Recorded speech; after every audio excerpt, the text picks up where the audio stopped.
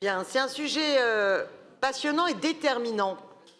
Et finalement, il y a plusieurs débats en fait dans ce sujet. Il y a le débat tel que le pose Jean-Baptiste Olivier qui montre qu'il y a un vrai désaccord idéologique qui tient lieu à un désaccord majeur. Vous pensez qu'il ne faut pas de régulation, qu'il faut la main invisible. Il y a ensuite la question de la caractérisation de la loi actuelle et ensuite le débat sur les moyens pour faire appliquer véritablement l'encadrement des loyers. Alors, sur d'abord le premier débat. La loi actuelle, par ailleurs, n'est pas respectée. Donc, on est face à une délinquance locative des propriétaires. Il faut dire un chat un chat. La droite est toujours prompte pour s'intéresser très mal, selon moi, aux problématiques de sécurité.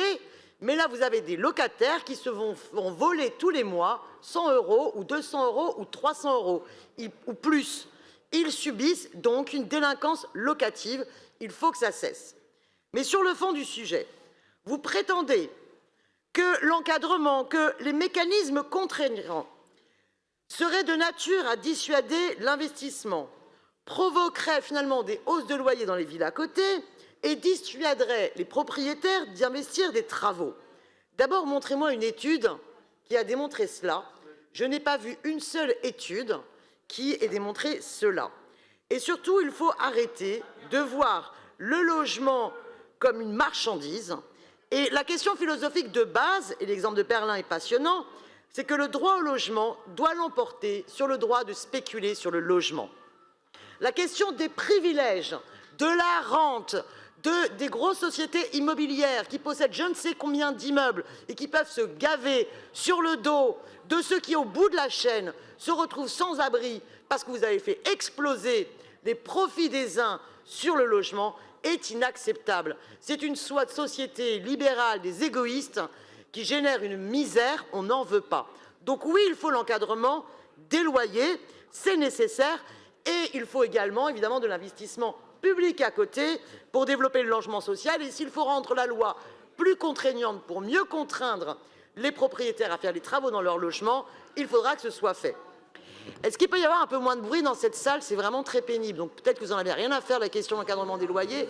Mais Non, mais je voulais vous rassurer, votre voix porte, Daniel Simonet. Bah oui, mais je suis obligée de forcer. Il commence à se faire tard tout de même. Mais non. Donc, deuxième aspect du sujet. Il n'est pas tard. Deuxième aspect du sujet. La loi, justement, elle est mal faite. Parce que la loi d'encadrement des loyers devrait être une loi permettant l'encadrement à la baisse des loyers. Ce qu'a permis Berlin. Parce qu'aujourd'hui, quand vous regardez le montant du loyer de référence, avec la possibilité pour les propriétaires de faire du plus 20, eh bien, effectivement, les loyers continuent à augmenter trop fortement, selon nous, face aux situations tendues dans les grandes métropoles. Et ce n'est pas que Paris qui est concerné, mais d'autres villes sont concernées. Donc il faudra modifier la loi, et je vous promets, nous modifierons la loi pour qu'il y ait un encadrement à la baisse des loyers, si nous le pouvons, si nous sommes en exercice, parce que c'est nécessaire. Maintenant, il y a la déclinaison des compétences locales. Donc la ville, à travers cette délibération, demande la compétence pour pouvoir assumer la responsabilité de la réception et de l'instruction des signalements visant à dépassement de loyer de référence, l'envoi des mises en demeure aux propriétaires en cas de dépassement avéré et la prononciation des amendes à leur encontre. Fort heureusement, parce qu'en ce moment, c'est la cata. Honnêtement, vous avez 26,5% des locations qui sont en situation de dépassement et donc dans l'illégalité. Le taux de location illégale monte à 62% pour les studios de moins de 20 mètres carrés. Il va falloir poursuivre ces voleurs. Il va falloir poursuivre ces propriétaires délinquants. Ça suffit. Parce que c'est des sommes qui sont colossales.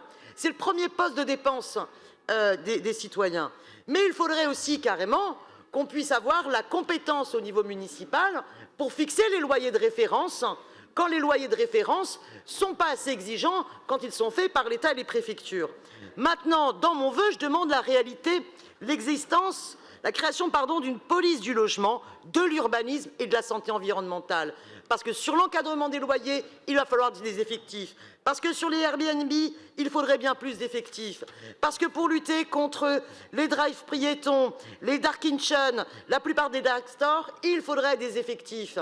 Donc il faut une police du logement, de l'urbanisme et de la santé environnementale. Parce que sur tous les scandales de pollution environnementale dans le logement, quand on laisse les locataires avec des logements envahis de moisissures, eh bien, il faut aussi une police pour exiger les travaux effectifs dans les logements. Voilà le sens de mon vœu. Je vous remercie.